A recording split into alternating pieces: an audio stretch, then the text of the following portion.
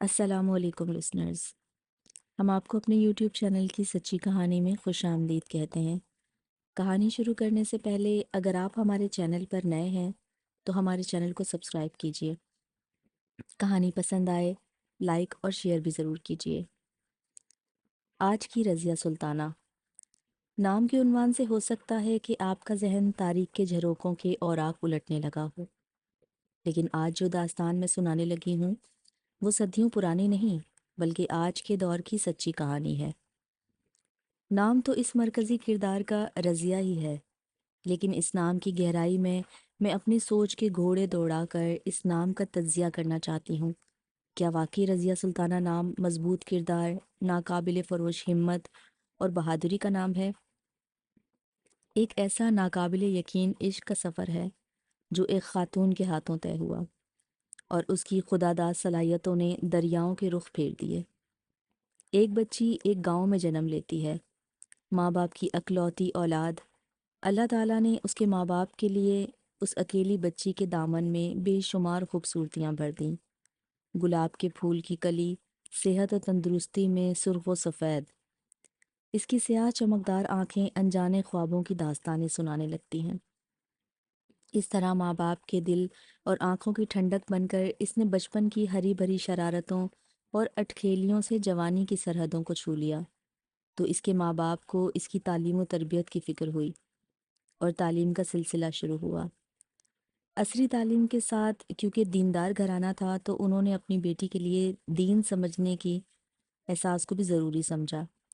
آخر ایک مخلص استاد کے زیر نگرانی قرآن و حدیث کی جامع تعلیم میں سرخرو ہوئی۔ عصری تعلیم تو میٹرک تک ہی رہی، اس کے ساتھ ہی دینی تعلیم اس کے ذوق کا سبب بنی، اور اس کی دینی فطرت کی آسودگی نے اس کے جسم میں خون کی طرح دینی تعلیم کو رواں کر دیا۔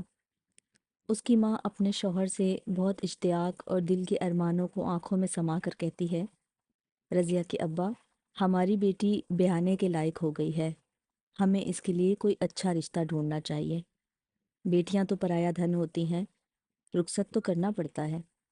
باپ چونک کر جیسے اپنے ہاتھوں سے اپنے دل کا ٹکڑا نکال رہا ہو، بھلی مانس، تمہیں اتنی جلدی کیا پڑی ہے؟ ایک ہی تو گھر کی روشنی ہے، یہ بھی چلی گئی تو ہم سونے گھر کے اندھیروں میں رہیں گے۔ رضیہ کے ابا، آپ سچ کہتے ہیں، لیکن ایک نہ ایک دن تو بیٹی کو رخصت کرنا ہے۔ لیکن اس کے دل آزاری کی کیا بات ہے؟ وہ انشاءاللہ آتی جاتی رہے گی، اس کی خوشیاں ہمارے گھر میں نئے دیپ روشن کریں گی، اس کے بچے ہمارے ساتھ کھلونوں کی طرح کھیلیں گے۔ آخرکار وہ لمحہ جدائی کا آ گیا جس کی خلش ہر بیٹی کی پیدائش ساتھ لاتی ہے۔ بہت دھوم دھام سے باپ نے اپنے دل کے ارمان نکالے اور رضیہ بیاہ کر دوسرے گاؤں چلی گئی۔ اب زندگی ایک عجیب موڑ بدلتی ہے۔ جس گھر میں رضیہ بیاہ کر آئی ہے، قرآن اور حدیث کا بالکل جاہلانہ تصور تھا۔ چند دن وہ اس ماحول کا جائزہ لیتی رہی۔ بہت بڑی حویلی جس میں اس کا سسر، اس کے سسر کے بھائی اور ان کے خاندان سب اکٹھے رہتے تھے، اور اس حویلی میں بہت بڑا آنگن تھا۔ اس آنگن کے بیچوں بیچ ایک مقبرہ بنا ہوا تھا جس پر سبز چادر چڑھی ہوئی تھی۔ اس کے ارد گرد نقلی پھول، اصلی پھول، طرح طرح کی آرائش سجائی ہوئی تھی، اور اس مقبرے کا گدی نشین اس کا چچا سسر تھا۔ وہ جعلی پیر لوگوں سے داد وصول کرتا اور مال بٹورتا۔ گاؤں کے سیدھے لوگ اس کی چالوں میں آ کر اپنا پیٹ کاٹ کر اس کو مال دیتے اور اس کے کہنے پر امید کرتے کہ ان کی مشکلیں آسان ہو جائیں گی، دعائیں قبول ہو جائیں گی۔ رضیہ کا اپنا سسر بھی اپنے بھائیوں کا ہم نوا تھا۔ رضیہ کو ان حالات میں کچھ سمجھ نہیں آ رہی تھی کہ اس ماحول کا سرا کہاں سے پکڑوں۔ آخرکار اس نے اپنی ساس اور شوہر سے بات کی۔ لاجک کے ساتھ، انتہائی محبت اور دور اندیشی سے اس نے قرآن مجید کے بارے میں بتایا۔ اس دوران اس کی پہلی بیٹی نے جنم لیا۔ وہ اپنے مشن میں سر دھڑ کی بازی لگا چکی تھی۔ گاؤں کے لوگوں کو جہالت کے اندھیروں سے نکال کر اس جعلی پیر کی سازشوں سے پاک کرنا اس کی زندگی کا مشن بن گیا تھا۔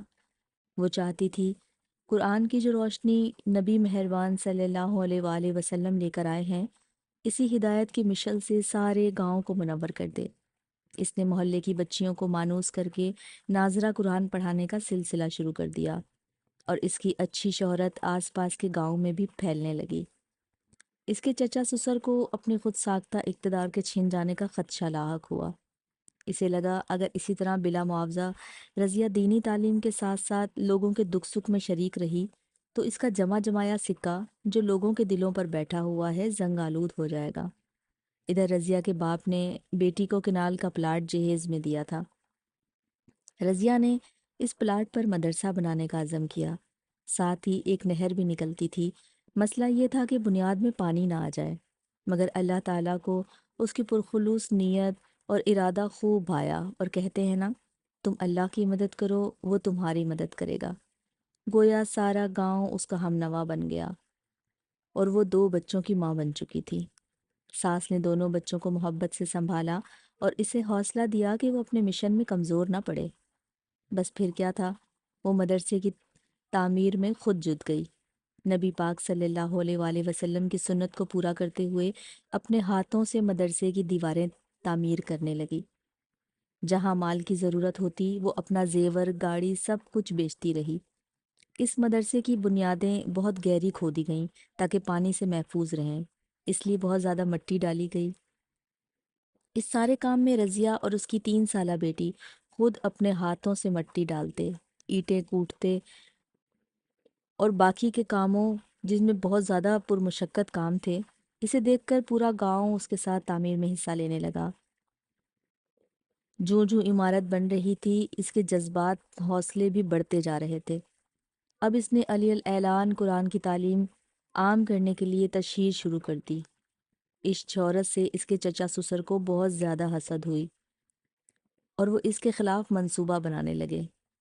پہلے وہ لاؤڈ اسپیکر پر پورے گاؤں میں شور مچاتا، رضیہ کو بدنام کرتا، کبھی اس کے مدرسے کا مذاق بناتا، حتیٰ کہ اس نے مدرسے کی عمارت کے قریب ہی ایک گھر میں مدرسہ کھولنے کا اعلان کیا اور وہاں بیٹھ کر رضیہ کے خلاف تدبیریں کرتا۔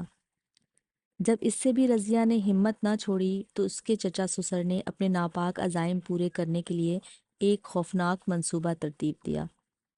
جس وقت رضیہ آخری تعمیری حصے کا کام مکمل کروا رہی تھی، اس کے چچا سسر نے چند بدکماش لوگوں کے ساتھ ساز باز کی اور بلڈوزر بھیج دیا اور ان کو یہ ہدایت کی کہ عمارت کو ڈھا دیں۔ ابھی بلڈوزر پہنچے بھی نہ تھے کہ اللہ کی لاٹھی حرکت میں آئی۔ اللہ کی قدرت خندہ زن تھی، پھونکوں سے یہ چراغ بجھایا نہ جائے گا۔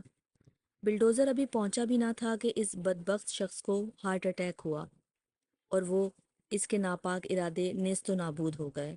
گویا مومن کا کردار آج بھی ہو تو بدر کے معجزے رونما ہوتے ہیں۔ آگ میں پھول کھلتے ہیں، صحرا میں ٹھنڈی ہوائیں چلتی ہیں اور بنجر زمین میں گل لالہ لہراتا ہے۔ یوں ہی ہوا، رب کائنات کو رضیہ کی پرخلوص محنت شاکہ بہت پسند آئی اور یہ مدرسہ قرآن کی روشنی دور دور تک پھیلانے لگا۔ اللہ تعالیٰ کی طرف سے رضیہ کو غیبی امداد میسر ہوئی۔ اس کے چچا سسر جو اس مدرسے کو مٹانے آیا تھا خود مٹ گیا۔ اللہ تعالیٰ نے اپنے دین کی آبرو بچا لی۔ وہ بدبخت کچھ عرصہ بستر مرگ پر پڑا رہا، آخر کار اپنے ناپاک وجود کے ساتھ اس فانی دنیا سے رخصت ہو گیا۔ اب رضیہ نے اپنے مدرسے کو بھرپور توجہ دی، بہترین سسٹم کے ساتھ اسکول کی ترقی کے لیے قاعدے اور قانون بنانے لگی۔ بچیوں کے سالانہ امتحان ہوتے، ان کے اچھے رزلٹ پر انعامات دیے جاتے، ان کی مائیں اور گاؤں کے بہت سے خواتین کو ان فنکشنوں میں دعوت دی جاتی۔ ان عورتوں کی جہالت دور کرنے کے لیے درس کا بھی انتظام کیا جاتا۔ بہترین معلمات درس دیتی، ان موقعوں پر کھانے کا بھی انتظام ہوتا، میٹھے اور نمکین کی دیگیں پکائی جاتی۔ آج وہاں کی آبادی کہتی ہے کہ رضیہ نے تو جنگل میں منگل کر دیا، اور میں اس سارے واقعات کو ذہن کے دریچوں میں تازہ کر کے سوچتی ہوں کہ ایک عورت اللہ کی بندی اپنی محنت اور لگن سے کس طرح معاشرے کو بدل سکتی ہے۔ اے کاش ہر عورت، ہر بندی اپنی قابلیت اسی چند روزہ زندگی کو ضائع کرنے سے بچ جائے۔ رضیہ کی طرح اپنے شعور اور لاشعور کو قربانیوں کے لیے تیار کریں تو آج ملک سے یہ جہالت، ظلمتوں کو اندھیرے اللہ تعالیٰ کی رحمتوں کی روشنیوں میں بدل جائیں اور آخرت کی لامحدود زندگی کے لامحدود نعمتوں کی کامیابی پالیں۔ خدا تجھے کسی طوفان سے آشنا نہ کرے کہ تیرے بحر کی موجوں میں اضطراب نہیں۔ مجھے کتاب سے ممکن نہیں فراغ کے، تو کتاب خوان ہے مگر صاحب کتاب نہیں۔